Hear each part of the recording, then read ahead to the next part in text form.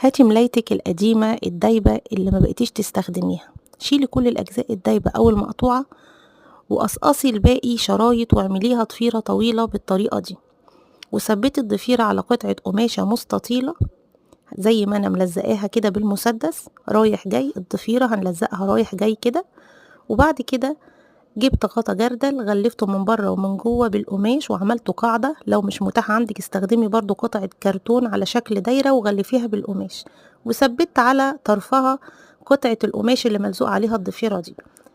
وكده بقى عملت سلة تحفة أو باسكت أو منظم زي ما تحبي تستخدميه. وعملت له إطار من شريط كده اسمه ديل قطة. لو مش متاح عندك استخدمي برضو ضفيرة واعملي بيها اليدين دي، وحطيت له فيونكتين، وبكده استخدمتها واستغلتها.